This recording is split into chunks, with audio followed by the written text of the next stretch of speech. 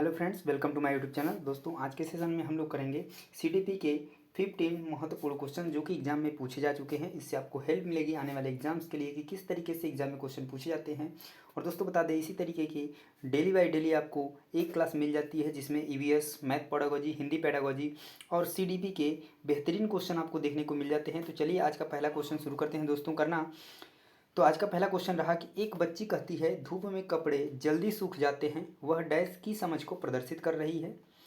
क्या समझ को प्रदर्शित कर रही है? प्रतीकात्मक विचार, अहम केंद्रित चिंतन, कार्य कारण या विपर्य चिंतन। तो यहाँ पे देखिए दोस्तों, राइट आंसर बनेगा वो बनेगा आपका ऑप्शन नंबर सी, कार्य कारण। देखिए, यानी धूप में कपड़े जल्दी सूख जाते हैं, ये तो कार्य और कारण जो है कि इस समझ को प्रदर्शित कर रहा है। नेक्स्ट क्वेश्चन देखते हैं, क्वेश्चन नंबर सेकेंड।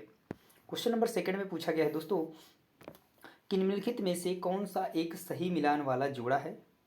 पहला है मूर्त संक्रियात्मक बच्चा, संधारण एवं वर्गीकरण करने योग्य, औपचारिक संक्रियात्मक बच्चा, अनुकरण, प्रारंभ, कल्पना परक खेल, शैशवावस्था, तर्क का अनुप्रयोग और अनुमान लगाने में सक्षम, पूर्व संक्रियात्मक बच्चा, निगमनात्मक विचार।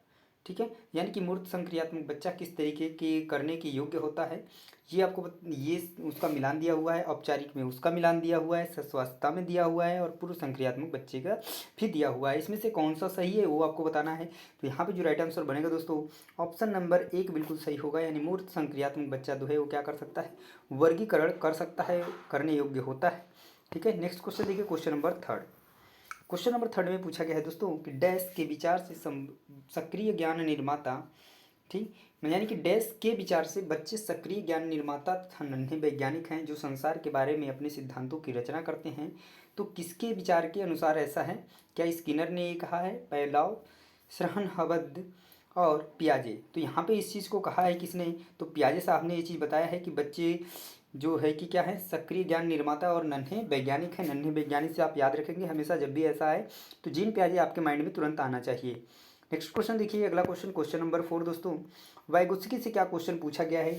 तो पूछा गया है कि वाइगोत्स्की के अनुसार बच्चे स्वयं से क्यों बोलते हैं? जो अपने आप से बात करते हैं किसी काम को करते हुए, उसको वो क्या बोलते हैं?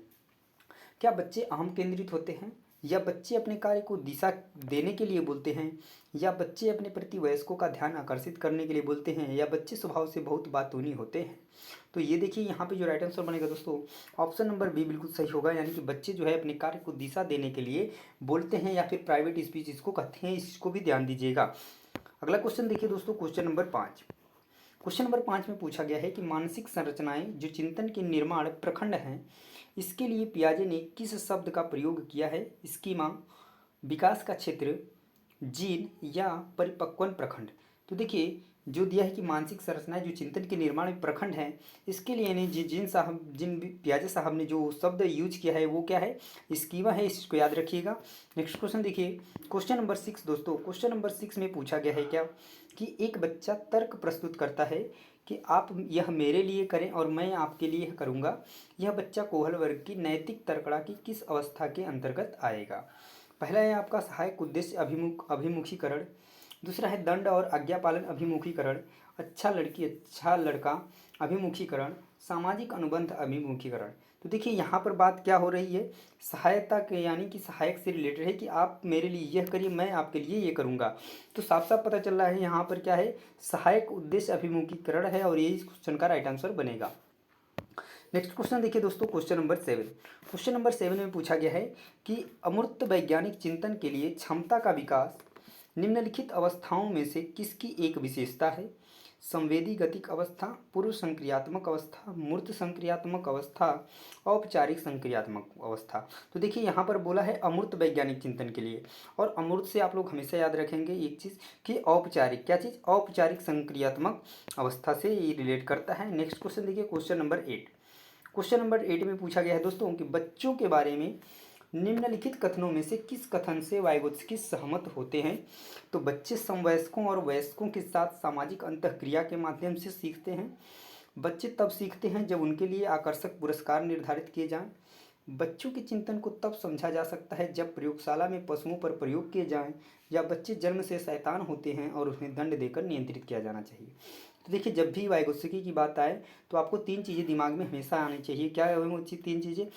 SCL यानी सोशल कल्चर लैंग्वेज, ठीक है। और यहाँ पर देखिए इन सभी चारों ऑप्शंस में से किसमें आपको रिलेट करने को मिल रहा है, तो यहाँ पर देखिए सामाजिक अंतःक्रिया यानी सोशल, ठीक है। और यही इस क्वेश्चन का राइट आंसर बनेगा दोस्तों, यानी बच्चे समवयस्कों और वयस्कों के साथ सामाजिक अंतःक्रियाओं के माध्यम से सीखते हैं। वाइगोत्स्की इस कथन से सहमत हैं। नेक्स्ट क्वेश्चन देखिए दोस्तों, क्वेश्चन नंबर 9।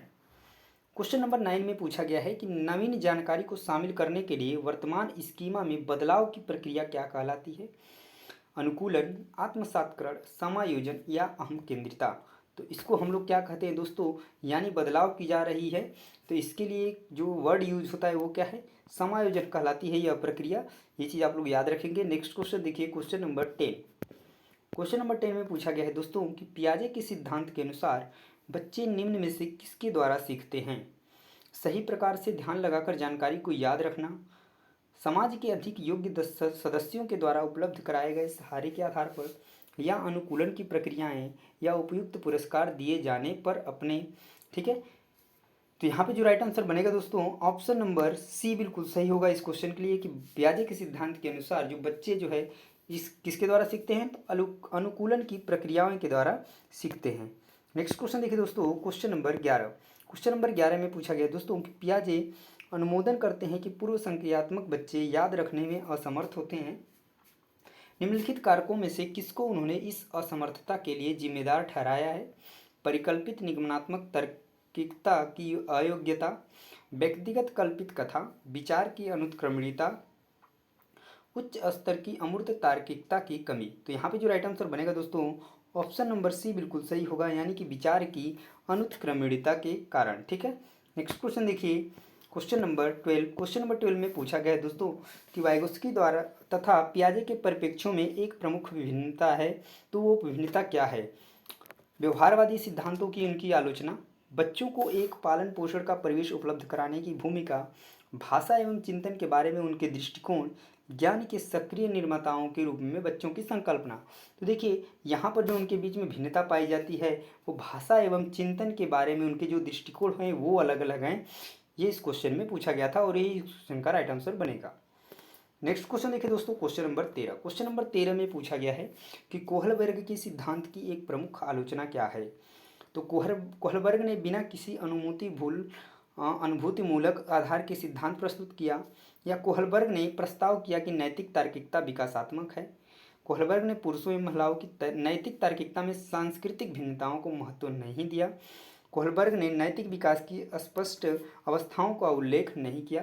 तो यहाँ पर जो प्रमुख आलोचना है दोस्तों, ये है ऑप्शन नंबर 3, यानी कि कोहलबर्ग ने पुरुषों एवं महिलाओं की जो नैतिक तार्किकता में सांस्कृतिक विभिन्नताओं का महत्व नहीं दिया गया, ठीक है। नेक्स्ट क्वेश्चन देखिए, क्वेश्चन नंबर 14।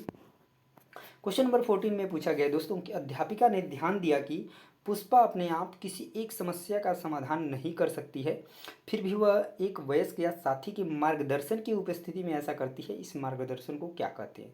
यानी कि वो अपने आप नहीं कोई कार्य कर पाती है, पर जब कोई उसे मार्गदर्शन देता है तो वो कार्य को कर सकती है। तो ये क्या होगा, ठीक है। इस मार्गदर्शन को क्या कहेंगे? पूर्व सक्रियात्मक चिंतन क्षेत्र कहेंगे, समीपस्थ विकास का क्षेत्र कहेंगे, इसके फोल्डिंग यानी कि सहारा देना कहेंगे, या पार्श्वकरण। तो सिंपल सी बात थी, जब भी मार्गदर्शन दिया गया इसका मतलब सहारा दिया गया, और इस क्वेश्चन का राइट आंसर बनेगा option number C. Next question देखिए, क्वेश्चन नंबर 15 दोस्तों, आज के सेशन का लास्ट क्वेश्चन।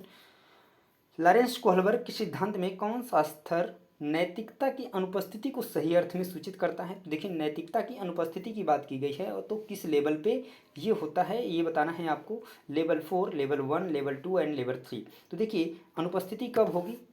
पहले ही स्तर पे क्या होती है, लेवल की अनुपस्थिति होती है, यानी नैतिकता की अनुपस्थिति होती है। तो यहाँ पे जो राइट आंसर बनेगा दोस्तों, ऑप्शन नंबर बी बिल्कुल सही हो जाएगा इस क्वेश्चन के लिए, यानी कि लेवल नंबर 1 पे जो है कि नैतिकता की अनुपस्थिति को अर्थ में सूचित किया करता है। कौन सा लेवल? Level number 1। तो दोस्तों वीडियो आपको कैसी लगी कमेंट में हमें जरूर बताइएगा, और आपको इस वीडियो से कितनी हेल्प मिलने वाली है ये भी आपको पता चल गया होगा। तो दोस्तों हमारे साथ जुड़े रहने के लिए चैनल को सब्सक्राइब कर लीजिएगा। मिलते हैं नेक्स्ट वीडियो में, तब तक के लिए जय हिंद।